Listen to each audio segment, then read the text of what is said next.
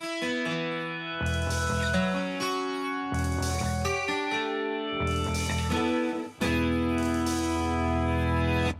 come on.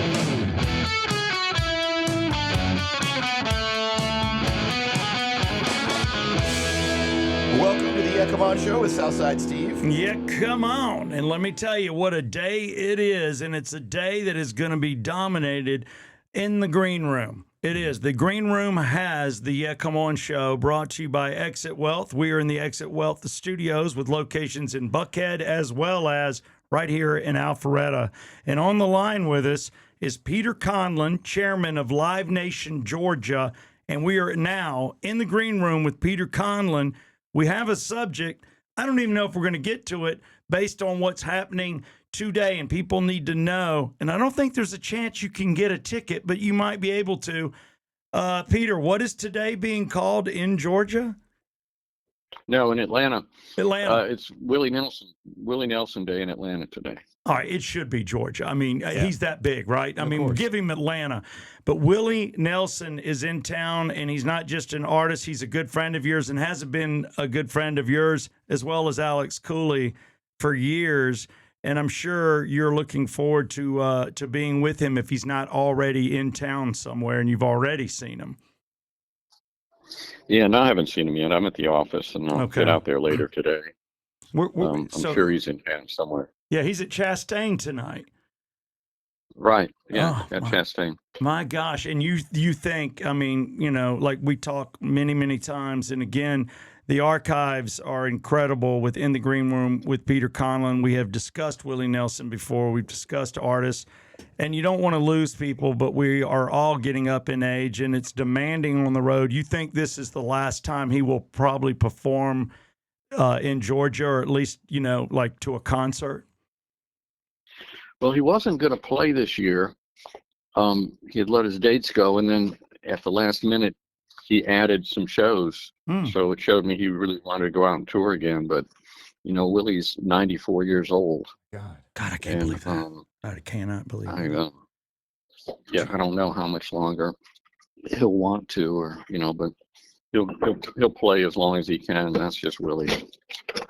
He is that cool. I mean, he is one of the few, and you've seen him as an actor too. I mean, if you like the Dukes of Hazzard revival, I enjoyed him in that role, other roles.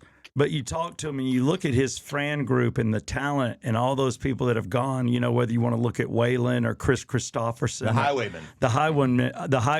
Highwaymen. It's unbelievable. And I'm not thinking Willie's the kind of guy that takes care of himself completely. I just think, if pot helps you live that longer, I'll start smoking tomorrow. I don't know about you, Peter. Yeah, I mean, it obviously didn't hurt him.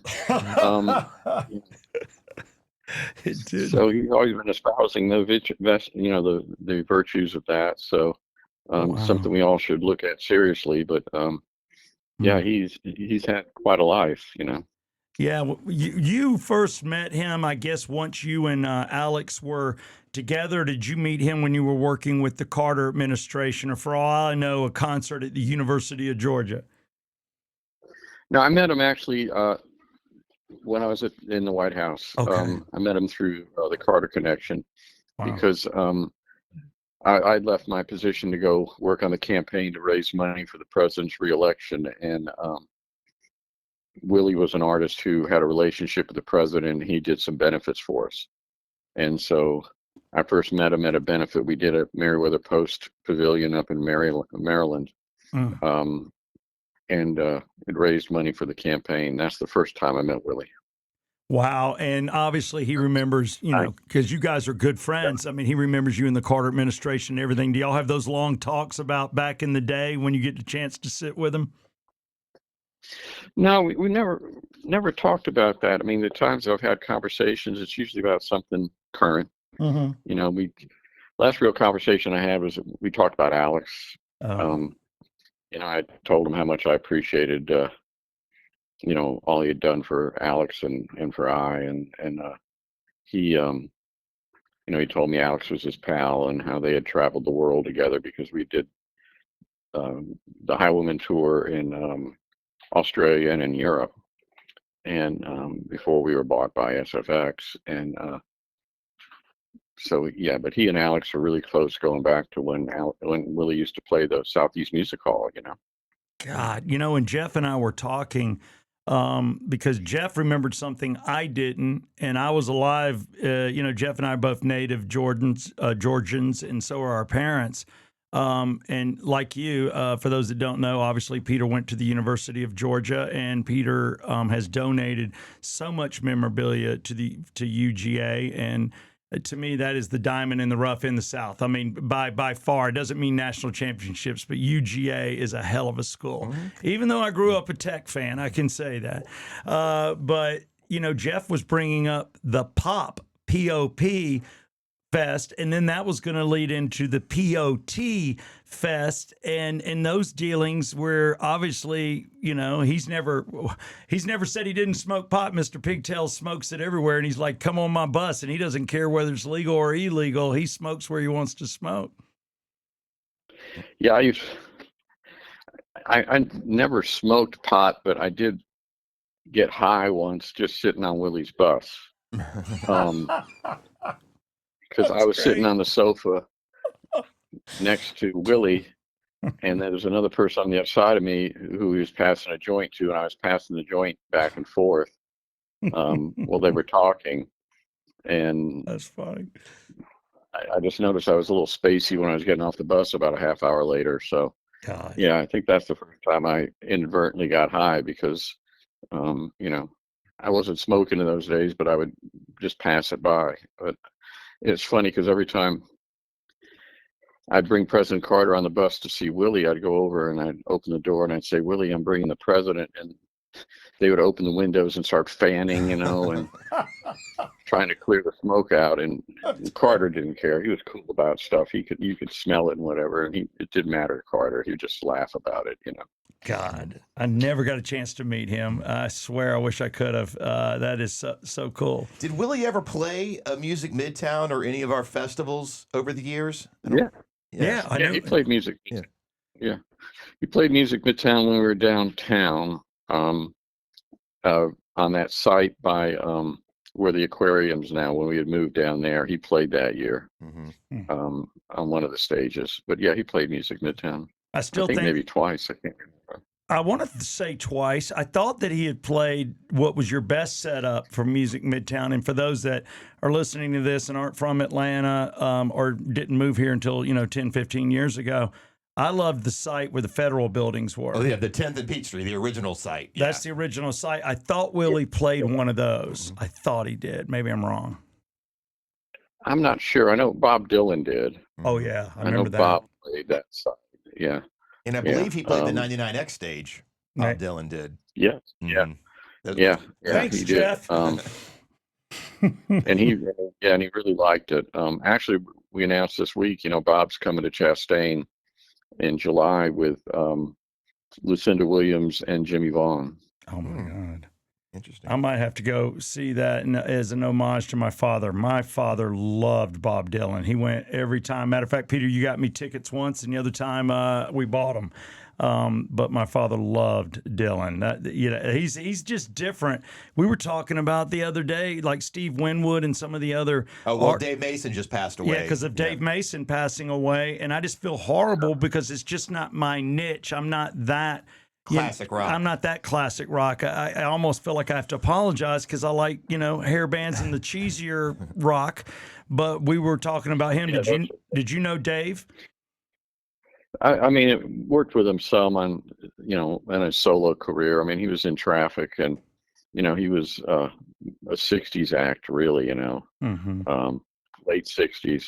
But only worked with him a couple times. I think he played the Moonshadow Saloon for us once or twice. But Winwood played Music Midtown one year. I remember talking to Steve, and he played Chastain a couple times. Yeah. But Bob, a lot of people don't realize he considered Jimmy Carter to be his best friend, which is crazy. They were close friends. Yeah. Wow. I just don't know Dylan outside of he seems like he's somewhat quiet and a little reserved, but like he's good for a laugh. But man, I that's a guy I have no idea what his humor is. You know, a lot of artists give off, you know, even through acting or other things, you know, a little bit more about themselves. I Well, I've just been around him. Yeah, I've been around him because of the president. Carter would, whenever I had Bob, I'd invite the president to come, and Carter would always take me into the dressing room with him. And, you know, and Bob, normally he's pretty reticent. He's like, you think he's very quiet, he's subdued, doesn't talk to many people. But around Carter, he was very animated. He would tell jokes and they would laugh and talk. And, it was a different situation. He would very conversive with President Carter. is it tough? And you know what? You just brought up something because I let it all hang out. And if anything, I've learned is like, you know, you gotta be a little more businesslike. You know, hang out when you're on. Like once I've got a microphone in my hand and I'm being paid to do something, then let it fly. Or you're doing a show and you do whatever type of show that is. But outside of that, you know, I've never been that guarded, but I think people like Bob Dylan or something that he knows he's going to get quoted or somebody's going to say something. And maybe even in your line of work too, do you find yourself being more reserved unless you're around that friend group because you just don't want to get quoted, misquoted, or do or say something you shouldn't do? I People approach me. I was at a thing last night. Yeah, people come up to me and talk to me, but I would rather talk about current things. People always want to talk to me about a show they went to 10 years ago. Um, Just like or what we're reminisce doing in the about. green room. We're horrible, but I hope you don't view me that way. I just want to archive the greatness of you. Yeah, yeah. Everybody's always Oh, like, Peter. I was at that such and such show in 1987, and I'm trying to think if I can even remember the damn thing. Hell no. And because I've been doing this for almost 50 years now. Yeah. So, and to them, it's very important, and they get a little miffed if you don't remember, because they think it was like the best show ever. Yeah. So yeah, I mean, I'm not big on reminiscing between you and me, but Well, I'm glad glad to do to it for know that. posterity. I'm Yeah. glad to do it for posterity with you. So Well, I appreciate it, and I hope you know how much it means to me, and how much I look across at you, but I look up at you too. You're just one of my. You just were always such a name, and when I got in this industry, I saw you as you and Alex, and meeting Alex first before I even met you, and that's people come up to me and ask me questions about you, and I will tell you, I know how that feels. All my conversations, people have a moment that I said something in 2002 on 96 Rock, and they do the same thing to me, and I really don't get that much in the present. So I know how that feels. And I don't know. Go ahead. Somebody said very famously years ago, the most boring conversations start with, "Hey, remember when?" That's great. I think it was actually quoted in The Sopranos too. There's a line where Tony says, "Remember when is the lowest form of conversation." That's in The Sopranos. Yeah, I always thought it was the weather. Hey man, how you doing? I love when people go, "Hey man, what's going on?" I'm like, "Do you really want to know what's going on? Because I could tell you 10 things and 7 of them aren't cool." But whatever. But this show in the green room on the Yeah Come On show, obviously I feel blessed, and and the one reason I wanted to do it, and I've said it 10 times, I'll say it again, because this show today is just you. It's one of those. I was there with Alex, and I didn't understand the gravity at the time. I didn't understand who Alex was. I just thought he was, on my ticket stub, and I knew there was a Conlon. I hadn't met you, and Alex was cool to talk to, and I'm right there when he's doing the Electric Ballroom for a moment in time on 96 Rock, and then it's over. And, I just didn't realize it at the time. And now I look back, I'm like, well, this is the guy that brought the POP Fest in 69, 70 right, and got it shut down. And then you and he get together, not knowing you tried to get with him, and he just didn't return your offer and didn't take a look at your resume. And you end up with Jimmy Carter, probably the most honest president, maybe next to Abe Lincoln, ever in the history of our country. And then you're here, and you've, like you mentioned it earlier, you start out and it's the two of you. And I know now you're the chairman of Live Nation Georgia, which is huge. And you deserve that honor. But has it been tough, like you say, with the buyouts with you and Alex? I mean, from the days where y'all could control it, and now, not even getting into legal issues and things you hear in the news. Everything's so big and so corporate. And I'm just glad you're still a part of it. I just don't know what that's like for you. Well, the business has evolved like all businesses do, has been changed. When I first got in, it was a cottage industry, and Mm-hmm. and Alex resisted growing. I mean, he was working out of his house when I first met him. I said, Alex, we have to get an office, and he didn't want to get an office. I was like, no, we're a business. We need to have an office. So I had to drag him into business a lot, but I knew when the consolidation happened, because a lot of people we were under the radar didn't realize how profitable our businesses were. I mean, they're all cash businesses. We don't carry a lot of debt. It was attractive to Wall Street. So I knew at some point we were going to probably get purchased and whatever. But the initial dealing with that was really hard. Alex just stepped away, said, I'm not having anything to do with it, and just kind of stepped away. I had to deal with the day-to-day, and it was a nightmare.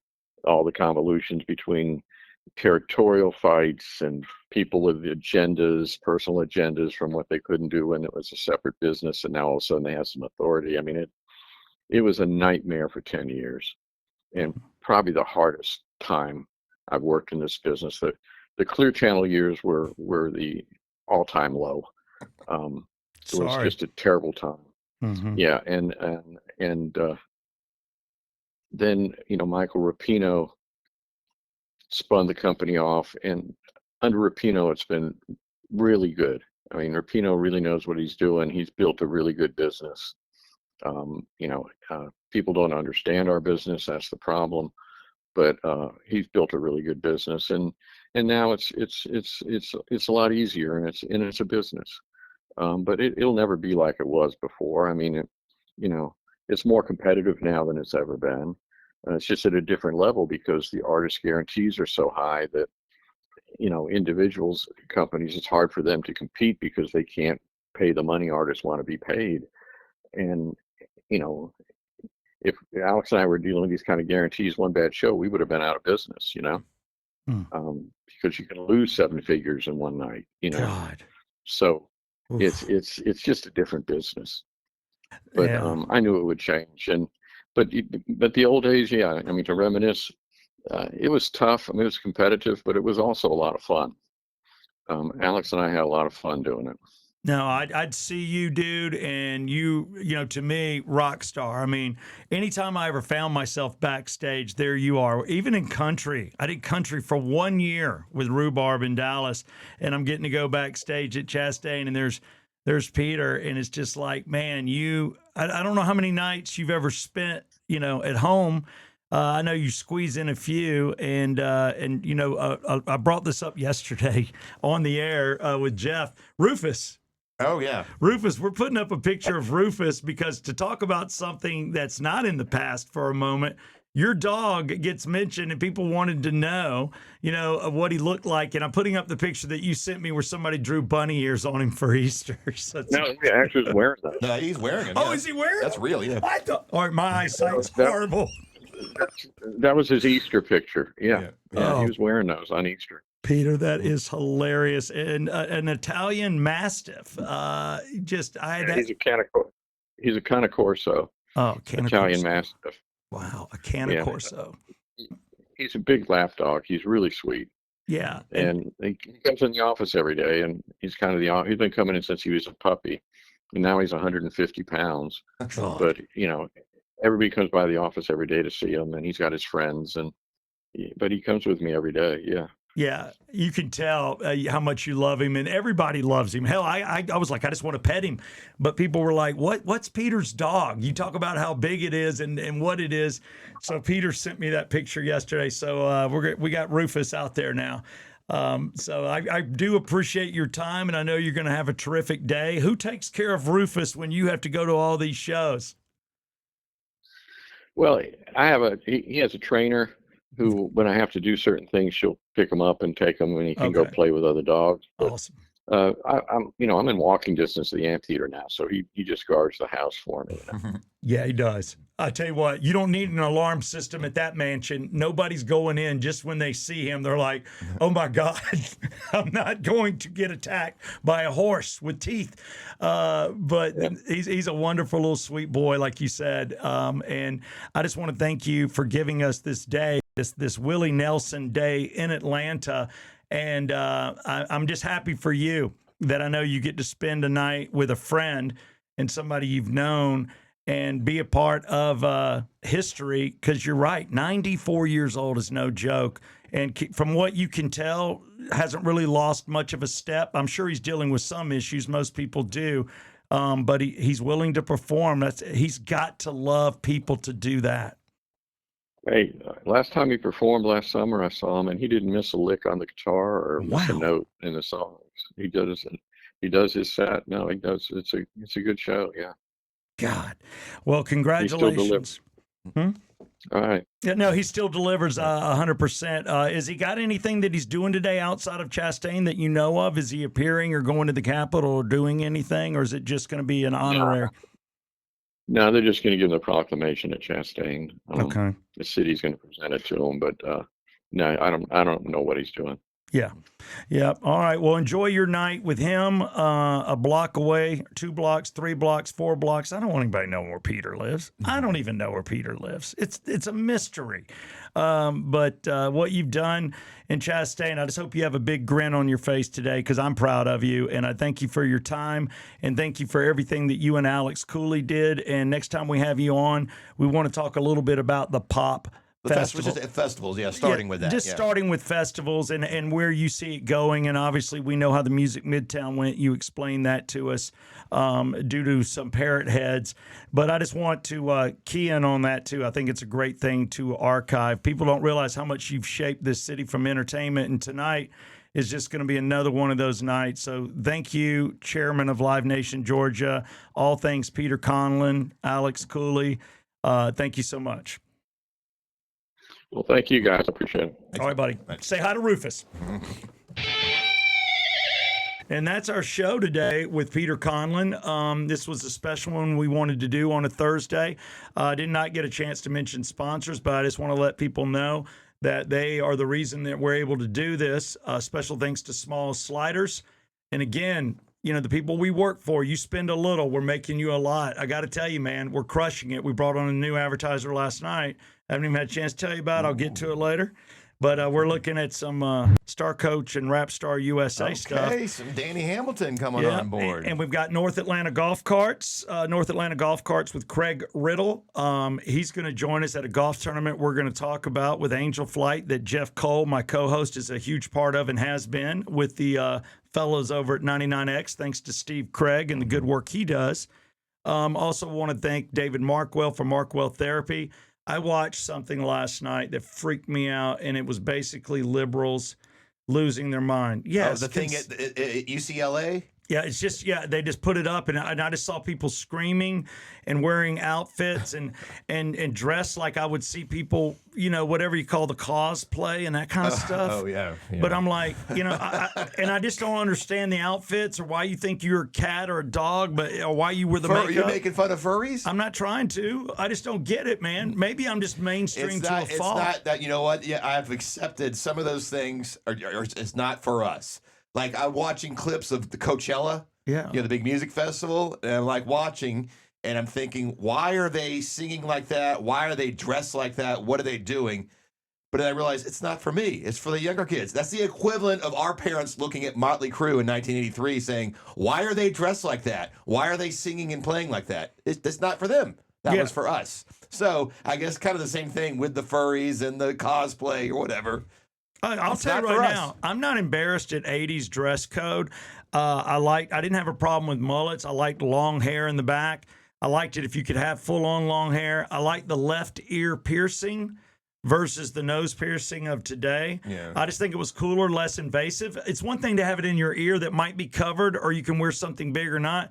But when you've got a bull thing through the front of your nose, or the things through the lips, No, man. How am I gonna? I look at a woman like that, and I'm like, how am I gonna kiss you with that stuff getting in the way? It's like kissing somebody in the 5th grade with braces. It's scary. I think it's worse than that. Actually. Maybe it is. And but I look at our clothing, and I got through it pretty unscathed, just because I'd come out of a boarding school type of environment, and I wore, and I'm on the South Side, but I was kind of like, and I saw a lot of people doing what I did, the Levi's, or just good jeans, timeless jeans with docksiders, topsiders.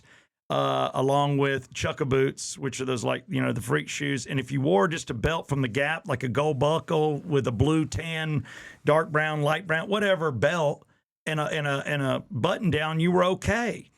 You can look back at those pictures. You're like, all right, I'm not douchey. Throw in some Izod, some Nike, you can survive it. The worst dressed people is what we did in the mid 90s. That was horrible. Baggier jeans. I didn't know what I was doing. Me either. My sleeves are all past my elbow. And, because I was thin back then, thinner than I wanted to be. So you wore bigger shirts? Yeah. That's what I did too. I wore the extra large. Everybody wore big. Yeah. Nobody was wearing tight. Yeah. And then in the early 2000s. They had Hardy t-shirts came out. Yeah, which was gay as hell. Way too much glitter and things sewn into a shirt. I didn't go Ed Hardy, but I did get into a little bit of that kind of stuff. Affliction? Affliction. I dove into Affliction, but I did not jump into Ed Hardy. I thought that was a step too far. Yeah. But at least I was in the gym, so right time, right place. I had a physique. I could wear the tighter shirts. I could wear the tight shirts and the cool jeans. I had a butt, and I wore expensive tennis shoes. But the 90s, those mid 90s, that's what I look back and go, dear God. And I think people right here in 2026, they're going to look back at this cosplay dressing liberal crap and go, what was I thinking? Yeah. Let's wrap this up with the track 13. I have an idea for a track 13, being that today is Willie Nelson Day in the city of Atlanta. And this is brought to you by the Rockin' Taco. The Rockin' Taco, which there we go. I'm actually, we were going to go have a drink there today for after the show. And I got to pick up my kid, and I had to bail, which makes me lame. I might still stop by there on my way home, because I can make it on my way home. Mondays are good to go to Rockin' Taco. That margarita $5 thing ain't no joke. Yeah.